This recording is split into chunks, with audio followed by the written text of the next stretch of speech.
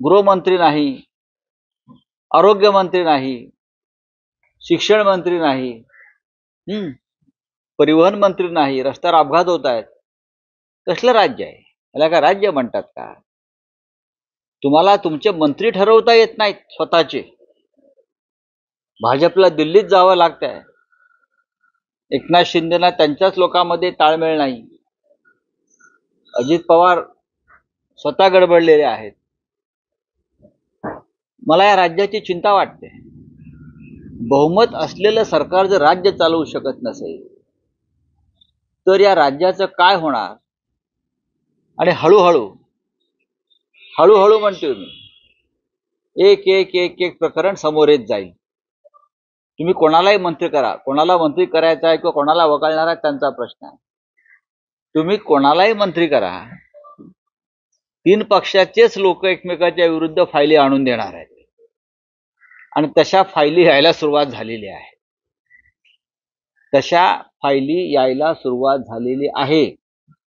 त्याच्यामुळे या 3 तंगड्या एकमेकात अडकून महाराष्ट्राचं नुकसान होणार आहे. विरोधी पक्षनेते आमचे अंबादास दानवे आहेत. माननीय उद्धवजी उद्या नागपुरात चाललेले आहेत. तिथे महत्वाच्या विषयांवर चर्चा होईल आणि बहुतेक ह्याच अधिवेशन काळामध्ये एखादा स्फोट होऊ शकतो असं तुम्हाला मी खात्रीनं सांगतो.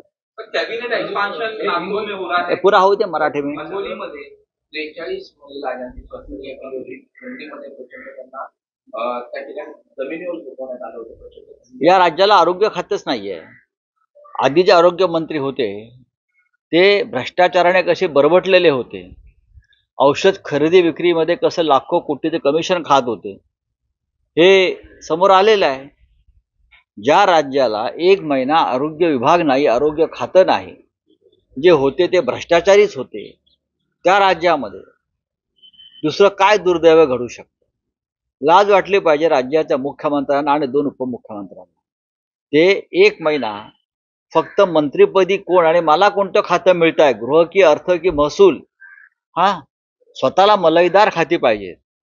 आणि ग्रामीण भागात मराठवाड्यामधील महिला ज्यांच्यावर शस्त्रक्रिया झालेल्या डोळ्याच्या, त्या रस्त्यावर थंडीत कुडकुडत तडफडत आहेत. CEN न्यूज, देश प्रदेश की ताजा तरीन खबरों के लिए CEN न्यूज को सब्सक्राइब करें और रहें पल पल की खबर से हर पल बाखबर.